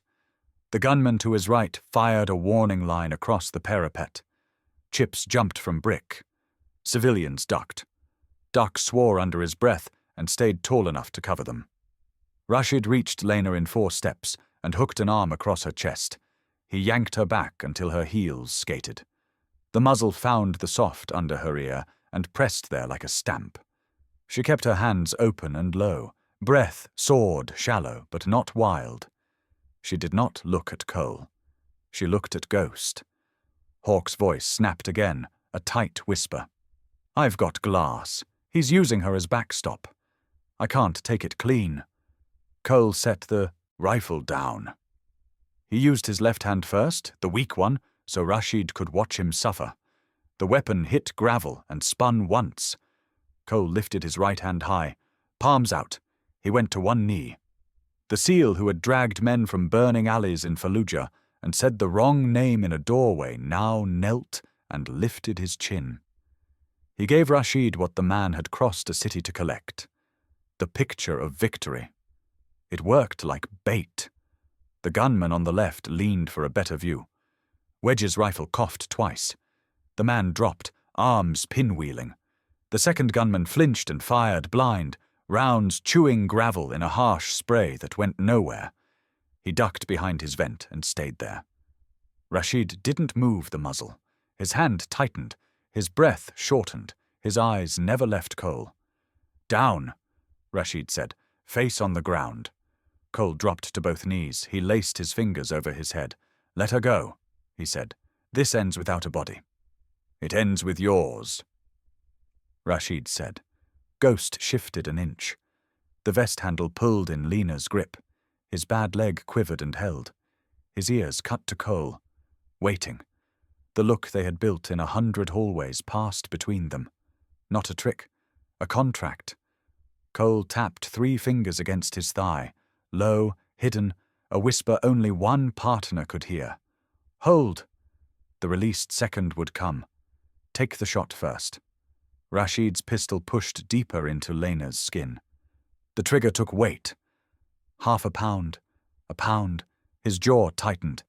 He was going to make sure the camera he didn't have still saw the end. "Don't," Lena said, not to Rashid. To Cole. Her voice was even. "Don't buy me with him." The wind shifted. The bird drew closer, the rhythm of its blades finding the roof. Gravel lifted and skittered. Dust licked their faces. Rashid blinked against it. Half a blink, half a heartbeat, half a second. Cole's throat opened on a word that wasn't a word to anyone else. "Now." Ghost went. It didn't look like a leap. Not with a busted leg and a fever dragging him down. It looked like direction given a body. He drove low, a straight line of intent and muscle. He went for the thing that mattered, the weapon hand, because that is what he was built to do. His jaws closed over bone and steel together. The gun fired. The round tore into the sky. Rashid screamed, high and inhuman, and spun with the impact. The muzzle swung off Lena's head. Everything opened.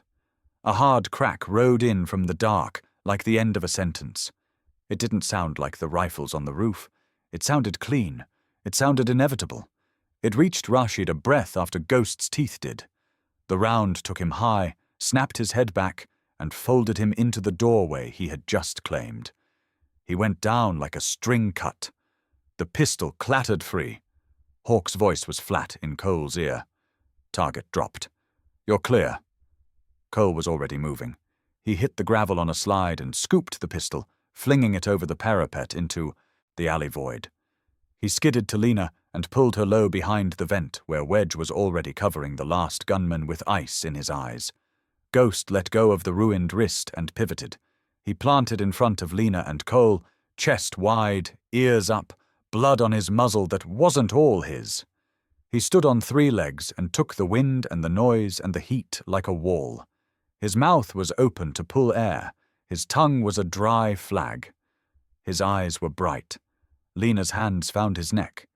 She pressed her forehead to his for a single beat and said the truth he had earned. "Good boy." The last gunman made the wrong move, a blind reach for a rifle. Wedge cut a short line into the rooftop 2 inches in front of his hand. The man froze, then raised both palms. He lay down and spread fingers wide. Slim appeared in the hatch behind him, with his hands up and his eyes full of a choice. He kicked the rifle toward Cole and stepped away from it, staring at the body in the doorway, like a man who had just watched his own future end and was relieved to see it go. The helicopter rose to the lip of the roof and held there in a storm of wind. A crew chief in a helmet leaned out and sliced the night with a green wand. Doc moved first, pushing civilians to the edge and lifting them over the skid with the smooth violence of someone who has practiced saving people until his back learned the shape of it. Wedge backed toward the bird step by step, rifle glued to the last man's chest until the crew chief had him by the vest and hauled him in. Cole turned to Ghost. The dog stood, but the stand had cost him. Tremors took his muscles in a tide. He set his jaw and kept his body between Lena and whatever was left to come. "You're up," Cole said. He slid an arm under Ghost's chest and the other around his ribs. Lena took the vest handle and counted them in. 1, 2. On 3 they lifted together. Ghost took their help without apology and without shame. He was a soldier joining a team. They got him to the skid. The crew chief reached and grabbed the vest, grunted and hauled. Ghost's front paws hit the deck. He scrambled, found purchase, dragged his injured leg across with a hard gasp, and collapsed on his good side. His head swung and found Cole and Lena both. He put his chin on Cole's boot and stilled. Lena jumped next. Cole followed, rolling onto the deck and pulling the sliding door as the pilot pitched for air. The bird clawed sky. The roof fell away. Wind noise filled everything. The city shrank to a map of ash and river. Hawk's Ridge slid past beneath them, a black seam with a man in it who had just taken a life so others could keep theirs. Cole dropped to one knee beside Ghost.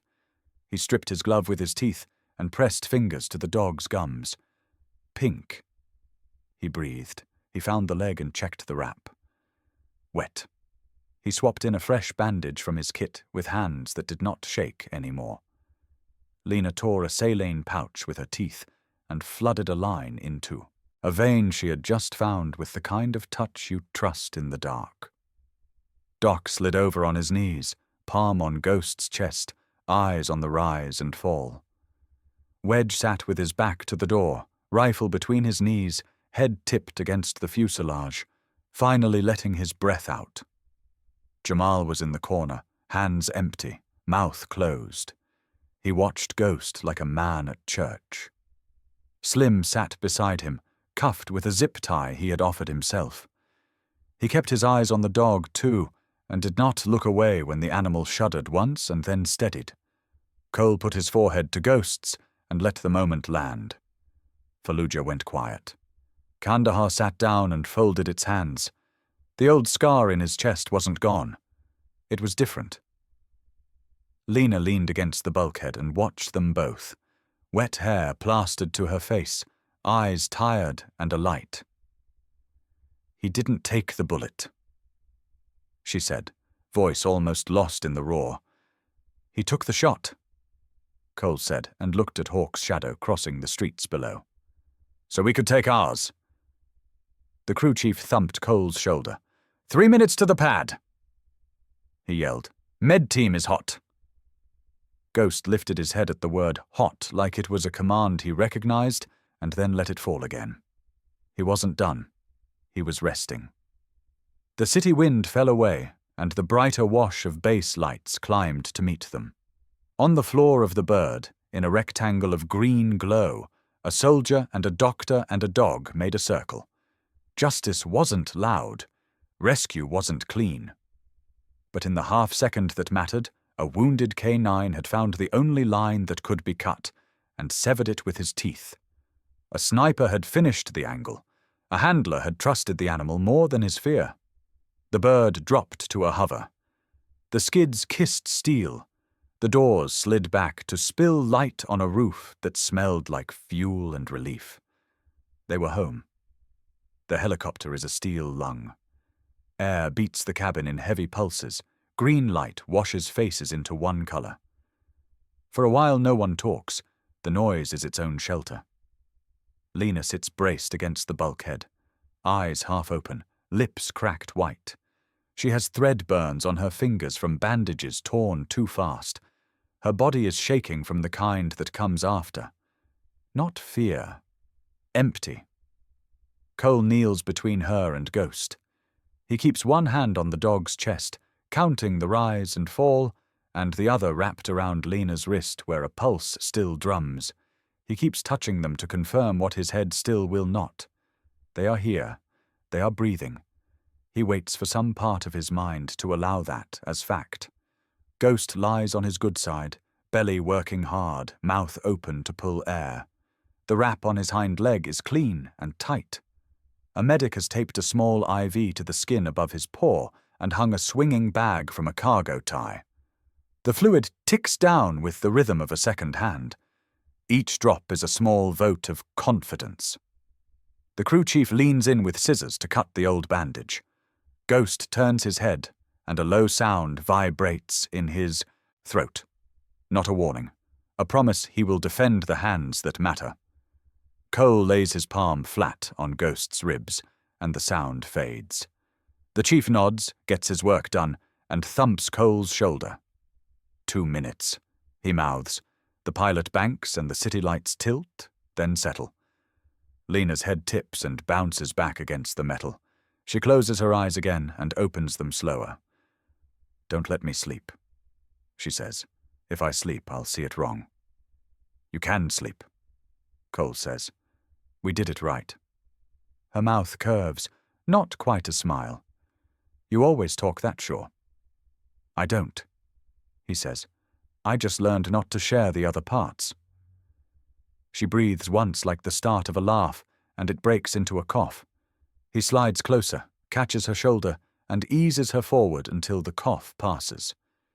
When she leans back, he is close enough to see the grit in her lashes and the red where the muzzle mark scraped her skin. He sees the place on her neck where the pistol kissed bone. The sight makes the room smaller. Ghost shifts. He pushes his head across Cole's knee until it finds Lena's lap. He lifts, searches, then lets the weight fall. He yaws in a slow, tired way, not stress but release. His eyes half close. It is the first time he has put himself there without being asked or told. Not guard, not duty, choice. Lena's hand goes to his ear and stays there. Her fingers shape the fur like it is a map she has studied for years. Tears climb into her eyes from a place that has nothing to do with fear. She does not wipe them. They cool on her cheeks in the rotor wash and leave salt. Jamal watches from the bench by the door. Slim does too. Neither speaks. Wedge sits opposite, helmet in his hands, looking down like a man at a church pew whose prayer finally unlocked. Doc keeps checking the color in Ghost's gums, then Lena's nails, then the civilians' faces in a steady circuit. Hawk's voice comes in once with a course correction for the pilot, and then goes quiet again. Everyone knows the work is not finished, only the part where bullets fly. Cole keeps his hand on Ghost's chest. The beats tap his palm. He waits until they are steady enough to feel like a memory he will want. He looks at Lena. The plane of her face has changed. It is softer, less ready to fight. He can feel the thing he has been carrying since before this city. It is not heavy in this air. It is only present. If he does not say it now, it will come back the next time like a chain. "Fallujah," he says. The word sits between them. "I called a door wrong." Her eyes come to him. She does not fill the silence with comfort. "We were clearing a block," he says. 2 Marines ahead of us, me on the point of our stack. Kid down the alley yelled something I could not hear. Door opened 3 houses down. I thought it was a father with his hands up. I told my guys to hold fire. It wasn't. He had a pistol under a prayer rug. First round hit Mike, second hit Jace, when he took the spot Mike had left. I shot the man before the rug hit the ground. I turned and there were just 2 bodies where my friends had been standing. We took the house. We said the words. We moved. I did not move. He swallows. The cabin stays loud, but the noise feels far away. "After they zipped the bags," he says, "I folded in a hallway and put my fingers in my ears like a child so I wouldn't hear my own head. I stayed in that posture for 16 months. I still did the things. I trained, I deployed, but part of me never left that house. It sat there with the rug and a pistol and 2 names I couldn't say." Lena does not touch him. She does not tell him what he already knows. She watches his face, the way a doctor watches a wound to see if it really stops bleeding. "When they pulled me for K9 selection," he says, "I thought it was exile dressed as a favor. Then a dog I hadn't earned put his nose through a fence and breathed on my hands like I was something that could still be used. Nobody told him what I had done. He didn't care. He just wanted a job and a partner. He asked me to stand up. I did. That's the only reason I walked onto that roof tonight. He got me there. He kept me there. He turns his head and rests his brow against Ghost's neck. The fur is warm and smells like antiseptic, dust, and a field he cannot name. I knew you were going to say the piece about the door, Lena says. I didn't know you were going to own the rest. What rest? He asks, not because he needs a cue, but because saying it aloud makes the room feel like something he can pick up. The part where you let him be more than a tool, she says. The part where you let me be more than a package to move. The part where you decided that trusting the right thing was not the same as being careless. People confuse those. You didn't. He inhales, slow, exhales slower. For the length of 2 breaths, his shoulder does not hurt. The helicopter banks again. The base throws a ring of light into the window. They are lined up. The skids kiss steel. The world holds still. The doors slide open. A team in red vests and clear eyes floods the cabin with questions that have answers now. Hands move on Ghost and on Lena. The IV bag swings. A board slides. Cole stands to make room, and the room tries to tilt without the dog under his hand. He sets his feet. Hard. Here. Now. Go! Lena says when she sees his eyes start to split back into before and after. With him. They'll take me 10 feet and wrap me in warm things and then yell because I gave away my water. I'm fine. He almost argues. She looks at him the way she looked at Ghost in the cell. The look that pulls panic out of a person like a splinter. He nods. He follows the board down the ramp. Cold, clean night runs over him. The pad lights pool on the concrete and throw moving shadows as medics jog. Ghost rides steady and quiet with one ear listing toward Cole like a sail that wants the wind. They push into the tent. White, bright, ordered. The smell of bleach and hot plastic. A voice says his name, and then notes in quick language. Male, K9, 9 years, hind limb trauma, shrapnel removed in field, febrile, responsive, handler present. Cole stands at the head of the table and keeps 2 fingers on Ghost's collar. He is not needed, but he is necessary. The vet team goes to work. Fluids, temperature, pain control. A portable plate slides in and images bloom on a screen. A clean fracture, soft tissue damage, no chest involvement. Someone says the words that turn a man back into a person. Good prognosis. Ghost's eyes blink slow. He looks at Cole, then across the room. Lena appears on a gurney, blanket up to her throat, an oxygen cannula lifting her cheeks. A nurse cleans the dark edge of the pistol bruise from her neck with a gentle hand. She lifts her fingers and wags them at Ghost like a child does at a window. He answers by thumping his tail once. Cole steps between them and takes her hand. He does it without theatre. He laces his fingers with hers and lets the quiet take weight again. You were right, he says. About what? She asks. That we could win this without losing one of us to make it true. He says. That's new for me. She squeezes once. Get used to it, she says. It is a good habit. Behind them, Wedge sits on a folding chair and pretends to check a magazine so he can watch their backs. Jamal stands 2 steps inside the flap and looks at the floor like a man at the border of a country he hopes will let him in. Slim stares at his own hands as if he is learning which of them can do harm and which can hold something carefully. A corpsman sets 2 paper cups on a tray. Water. Real water. Cole hands one to Lena and one to himself. He does not drink until she does. Ghost turns his head and noses the edge of the tray until a tech laughs and brings a stainless bowl. The dog drinks. Slow, deliberate. When he finishes, he pushes his head under Lena's hand again. Not guard, not duty. This time because he wants the contact. She strokes his muzzle, and the rotor wash is gone, and the room is only this. Cole looks at both of them and feels the hallway in Fallujah finally stop insisting on a seat. It does not leave.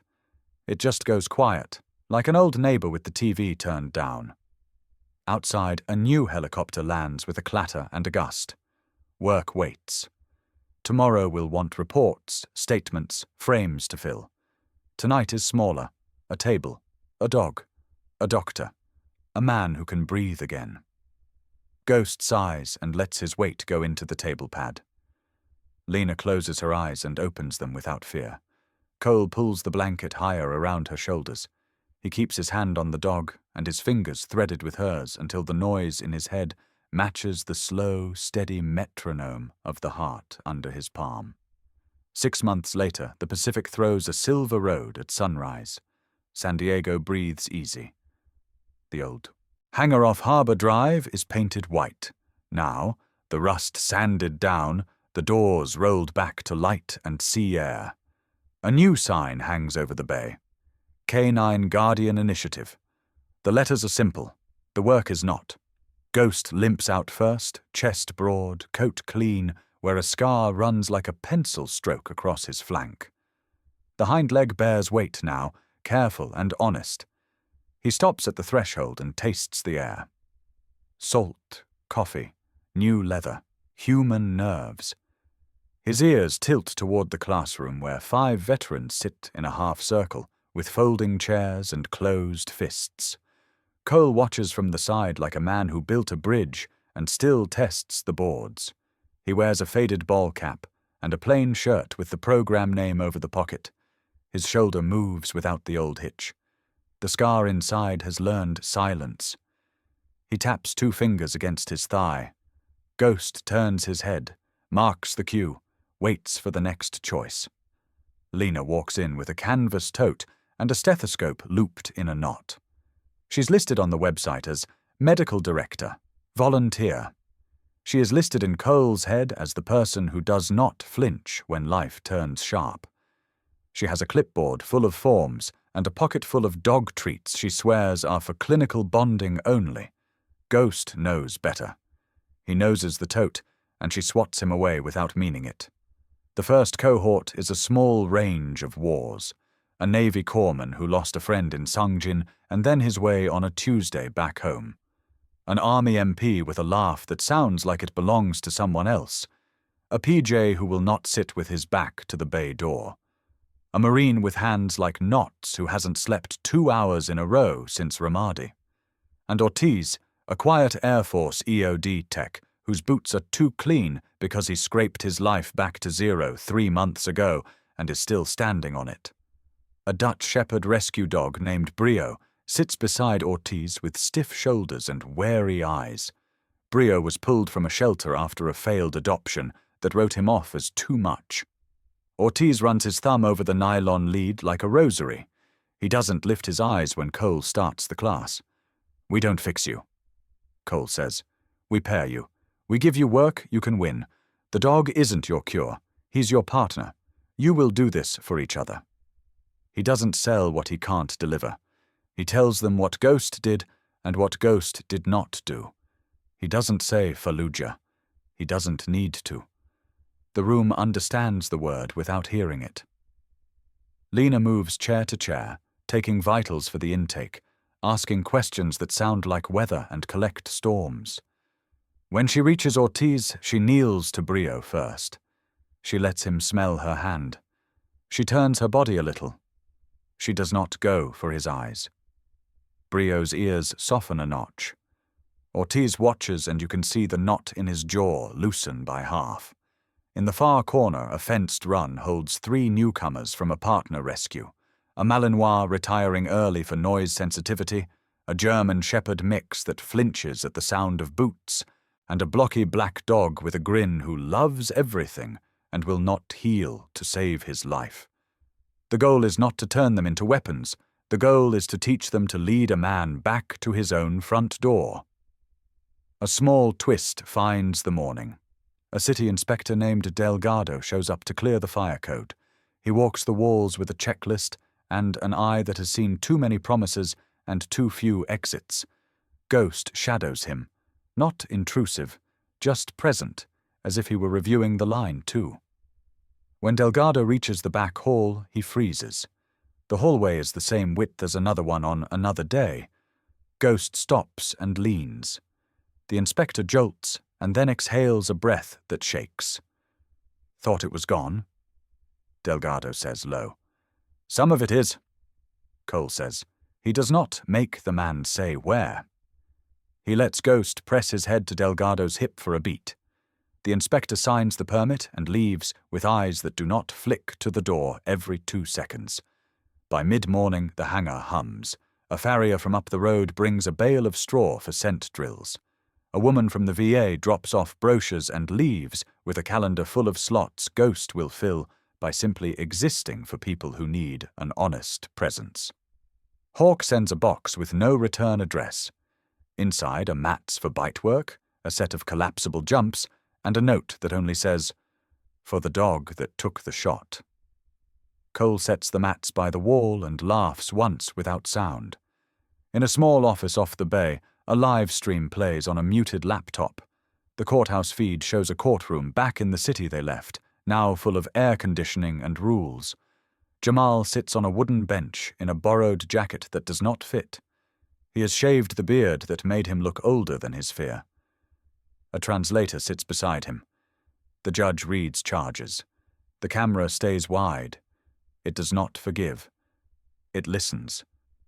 Jamal does not look for the lens.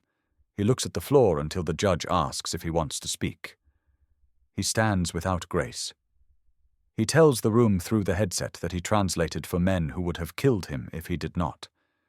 He says he also carried messages to a door he should have walked away from. He says a nurse gave her water to a dog, and it made him remember who his mother told him he was.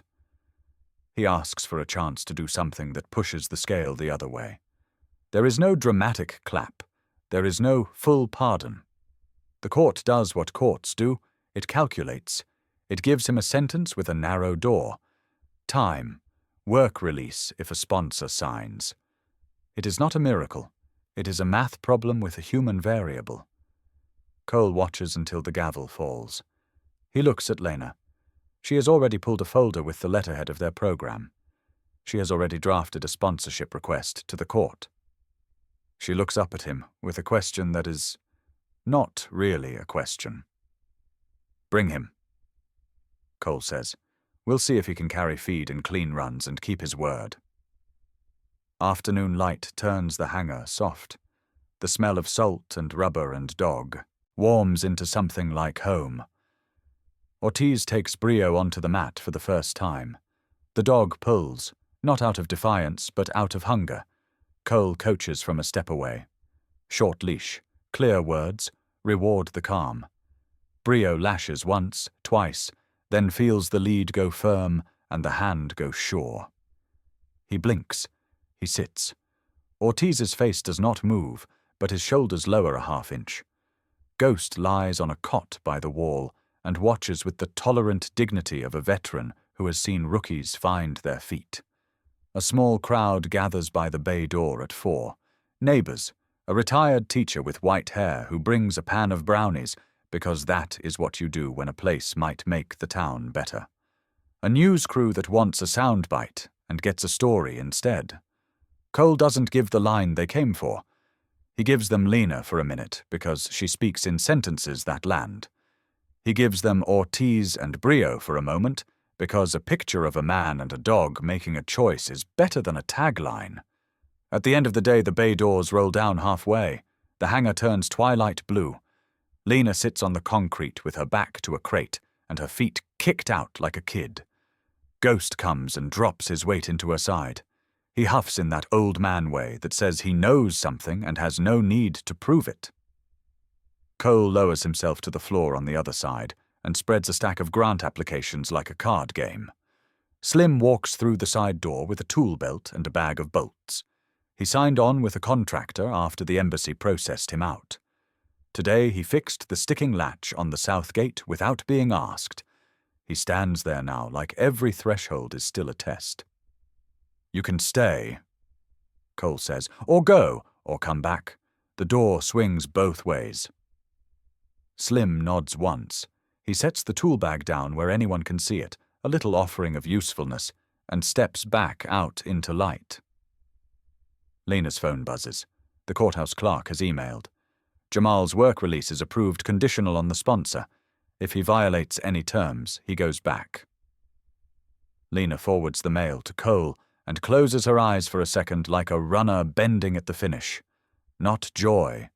Relief shaped like one. Cole signs the sponsorship. He adds 3 lines at the bottom. You will start early. You will leave late. You will not lie to the dog. Evening tucks the hanger in. Ghost rises, stiff but proud, and makes a slow lap through the aisles, as if to count the lives now tied here. Rooms and therapy sessions is another way of using him up. The crowd shifts, some faces bracing. Lena's jaw sets a notch. Ghost's ears swivel, not to the voice, but to Cole's breath. Cole rests a palm on the dog's shoulder, feels the muscle under scar, the steady heat, the way Ghost leans into the touch like checking in with a friend. I say he isn't a tool. Cole answers. He's a partner who chooses the job with me. He didn't take the bullet. He took the chance to save a life. The reporter opens her mouth to push again, then stops. Something in her face drops its guard. She glances down the line of chairs to an older man in a worn ball cap holding a photo in his lap. The camera happens to catch her at the exact second she remembers who taught her to ask hard questions and why.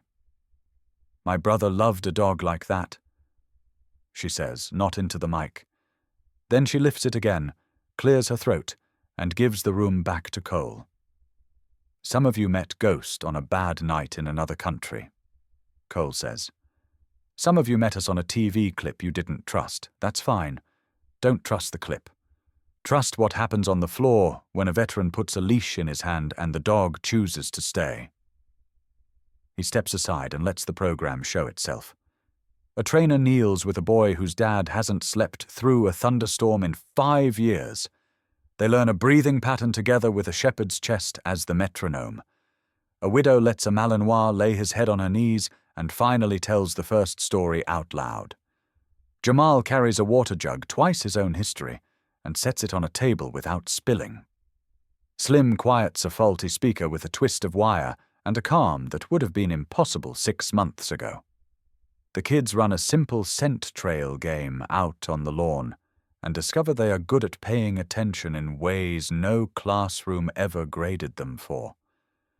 A small twist sneaks in when a man in a suit at the back of the crowd pulls his phone and starts filming at angles that don't feel like family.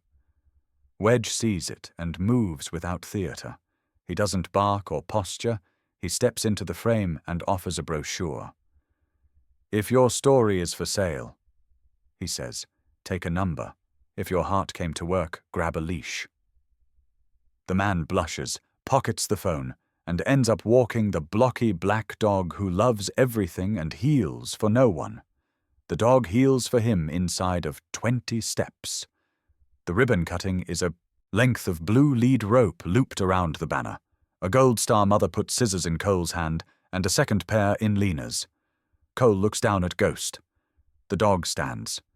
Cole doesn't cue it. He doesn't have to. They cut together. The rope falls. The banner swings like a door.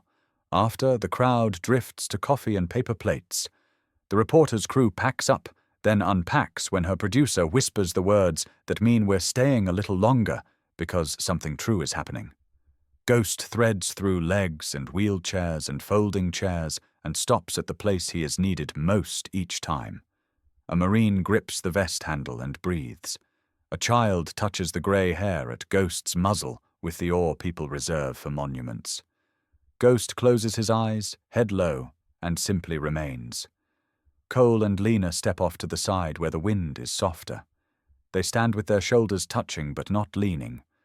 The harbour throws light. The hangar hums. For a long minute they say nothing. It isn't silence. It's rest. The reporter approaches one last time, not with a mic, but with a question she wants to get right. If you had one line to carry this forward, she asks, what would you tell the ones watching who haven't found their way here yet? Cole looks at Ghost, then out past the rails to where the ocean keeps its own counsel. He answers the only way that feels honest. He didn't take the bullet.